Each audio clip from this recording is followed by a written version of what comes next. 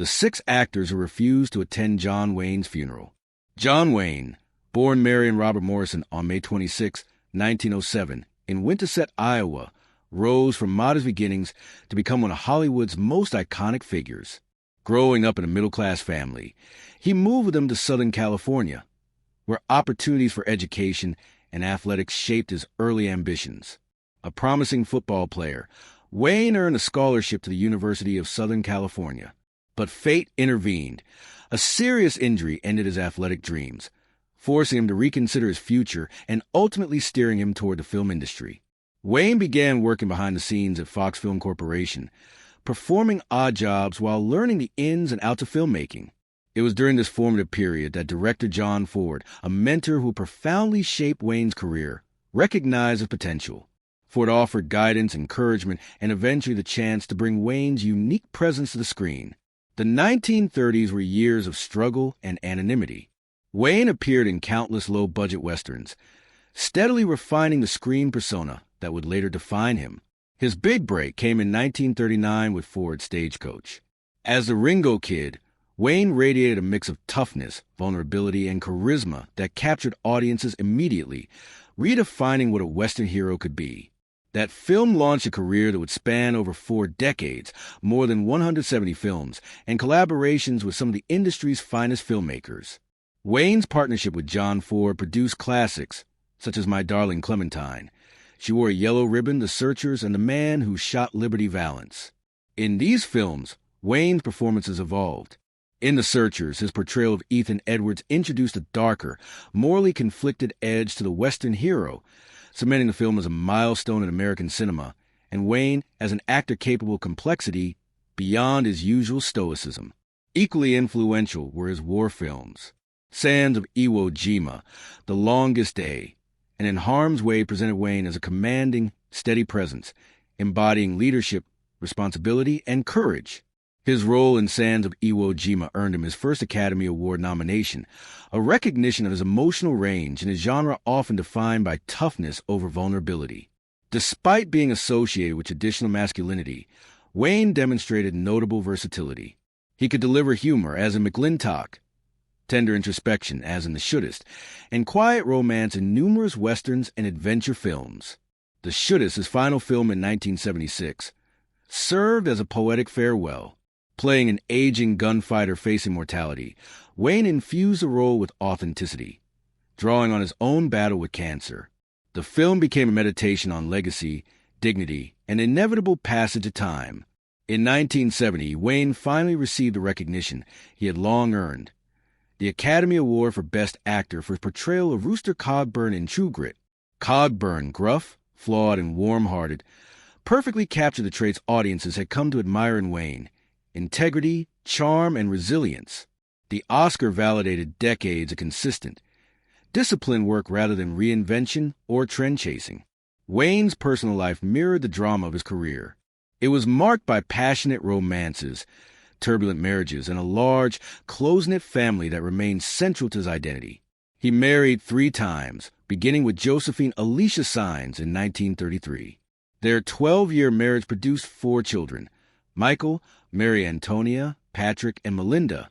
Despite affection, the pressures of stardom, financial uncertainty, and long periods away on set strained the union, ending in divorce in 1945. In 1946, Wayne married Esperanza Chata Bauer, a Mexican actress whose fiery temperament clashed with his own. The marriage was tempestuous, filled with arguments and jealousy, ultimately ending in divorce in 1954. That same year, Wayne married Pilar Palit, a Peruvian actress who brought stability and calm. Their marriage lasted nearly 2 decades and produced 3 children: Isa, John Ethan, and Marika. Though the marriage eventually unraveled, they remained connected, maintaining a complex but enduring bond. In his later years, Wayne found companionship with Pat Stacey, his former secretary.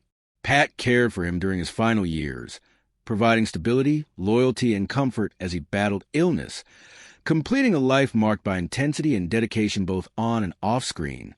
John Wayne passed away on June 11, 1979, at age 72, leaving a void in Hollywood and American culture. Known worldwide as a Duke, Wayne was more than an actor.